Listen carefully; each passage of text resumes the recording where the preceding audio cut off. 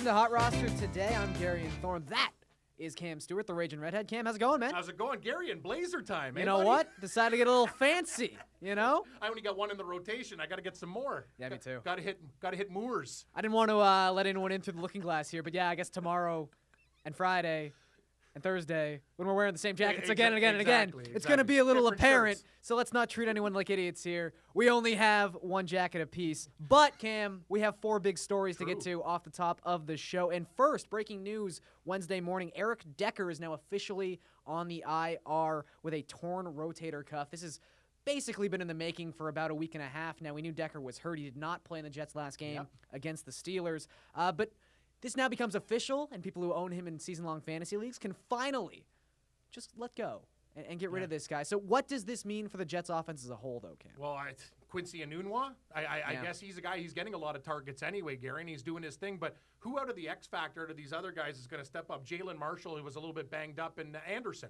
Like, that's the thing. One of these third or fourth receivers on the depth chart, they're going to have to start doing something. Decker's a nice security blanket, but with Ryan Fitzpatrick and throwing picks in the end zone, and the whole Jets offense is a train wreck. Yeah, and I think Robbie Anderson might be the guy. He's more of a deep threat. Yeah, he seems to fit the Decker mold a little bit more, and it's tough. It's like anything else. When you lose a guy who can do everything, you can't fill that void with just one person. So obviously Robbie Anderson is not he doesn't have the route tree that Eric Decker has. What about Marshall? How many he already gets a lot of targets. Well, right Can he now, get any more? the last 3 games without Eric Decker, 10 targets, 11 targets, 13 targets. So he's going to be a machine, especially in the red zone. But Anderson, somebody who right now Decker's ADOT coming into the season was like 17.1 yards. He is a deep threat.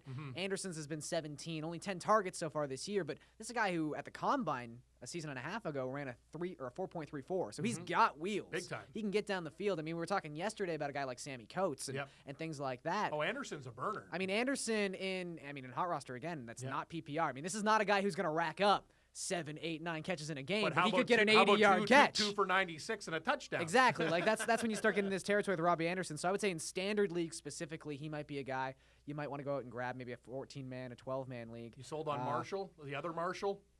Jalen, yeah, I don't know. I mean, and this thing too. Like I was speaking to Jeff Ratcliffe of Pro Football Focus a little while back, and he brought up an interesting point with Enunwa, where it seems like the way they utilize him in the offense, like his depth of routes and stuff like that, it's almost like he's their not actually a tight end, but like we don't have a tight end, so he's kind of our tight end. He is, because you're right about that. But maybe they force ASJ more into the offense now. Like I know he's only been there for about half a month now. He's got some legal issues. He's got some on the field issues at this point too. He's got a lot going on. When he was at the University of Washington, Garian, I literally thought Safarian Jenkins was going to be one of the best tight ends in the NFL. Oh, I mean, he had moments last year. He had a moment week 1. Exactly. He had an amazing catch week 1 for the Bucs. So maybe this forces them to kind of get him into the offense, move Enunwa more to a wide receiving role, that type of route tree. But like you said, if Fitzpatrick isn't throwing it to his own team, it doesn't really matter. He's a train wreck. Well, Colin Kaepernick is going to get an opportunity. Another guy who does not like to throw to his own team sometimes will get the start for the San Francisco 49ers against the Buffalo Bills this week. Obviously, his first start of the season. Cam, surprise, surprise, Blaine Gabbert just wasn't getting it done. No, he never gets it done. The thing about Kaepernick, too, even like when he still rushed for 5.7 a carry. Yeah. So I'm starting to think, Gabbert was a guy kind of mobile, but not really. Mobile enough. Mobile enough, but Kaepernick at least, you're not really losing anything from Gabbert to Kaepernick, and you're upgrading in the running department. So I think it's a great move for the 49ers. I'm telling you, though, Colin Kaepernick, it's put up or shut up time. Like, I'm actually at the point. This guy was one of the best quarterbacks when he came out, and I've never seen somebody regress so quickly. But this is a great opportunity to get the reins again, because I know Kelly doesn't want to go back to Gabbert. That's for sure. I mean, Blaine Gabbert this season, the third fewest dropbacks among quarterbacks who had started all 4 games so far this season.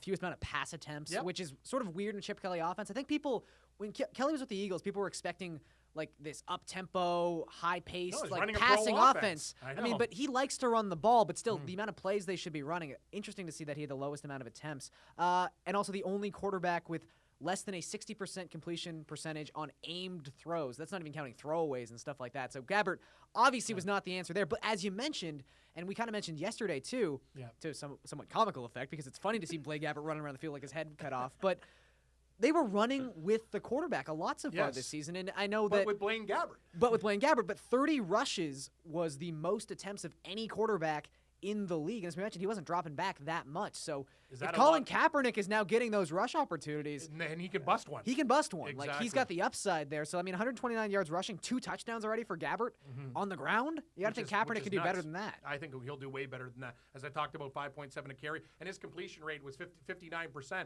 You're talking about under 60 with Gabbert on in any type of situation. So I lean to Kaepernick as well, but I'm not really sure how much of an upgrade it's going to be, Gary. No, I think, and for the receivers too. I mean, Jeremy Curley's got to get a lot of targets, but like he's Jeremy Curley. He's Jeremy Curley. Yeah. So there's not a whole lot going on here with the San Francisco 49ers offense. Trevor Siemian, sticking with quarterback news, expected to start Thursday night against San Diego Chargers. Obviously, he sat out the Broncos last game against the Atlanta Falcons. I'm shocked with Siemian, Gary. And he was one of those guys. Like I watched him at Northwestern. I'm a big college guy, and then he came. I didn't think he was going to adapt and be this good. The long balls he's throwing, the chemistry with the receivers. Then we saw Paxton Lynch come in.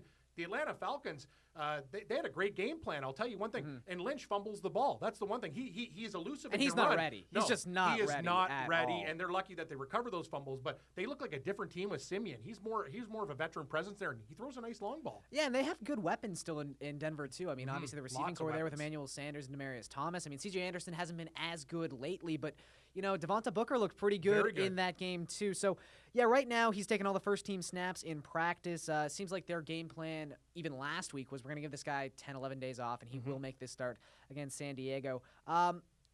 Could seem like a pretty good situation for him. I know. I think my general rule of thumb with quarterbacks who have not played in the last week, and then on a short week anyway, I don't necessarily like playing those guys. I don't either. Matchups. On a Thursday night game, too, against a Chargers team that has heartbreaking losses every single week. And they have a lot of defensive depth. Like, I liked their defense coming into the year because the Chargers were a team, too, that even when they went 4-12 last season, they're better. They had the ball a lot. Like, they were a good ball possession team.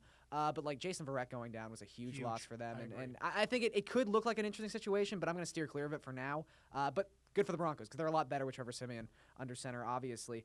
Carson Palmer has been cleared to practice for the Arizona Cardinals. He also missed his Week 5 game for the Cardinals, ironically enough, on Thursday night against the 49ers. I don't know how as you we win. tie this all together. Drew Stanton's numbers are awful.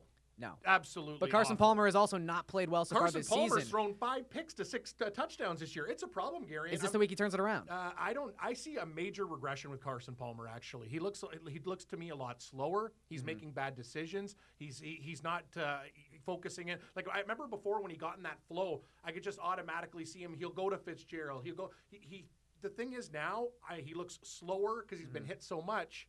I'm very, very concerned about him moving forward. Yeah, and I think too, not to say that he was the Rams beat him. Like the Rams beat him up. And not to say that he was lucky last season or anything like that, but the way he plays the game, the way Bruce Arians calls a game at this point. I mean, you look across the quarterback position. Last season, Carson Palmer led all QBs in ADOT with an 11.3 average depth of target. those are long throws. And he's either like going 20 yards downfield or he's checking down to David Johnson. Exactly. And even you look like Drew Stanton in the games he's filled in. The ADOT is up there too. So it's not just the quarterbacks, it's the playbook right now in Arizona. And that's a nice game plan, and it's a game plan that has a high ceiling, obviously. Like we saw last season, Carson Palmer can put up huge fantasy days, but I mean, the 11.5 ADOT this season, he's only completing 58% of those passes. Last season it was like 64%. And when you're holding onto the ball that long, the tendency is to get pummeled. 12 sacks. 12 sacks. Exactly. And doesn't have the cleanest medical history, Cam, either. So not the best situation. Okay, when we come back on Hot Roster today, Cam and I are going to continue to go around the NFL and break down some news and notes heading into Week 6 of the season.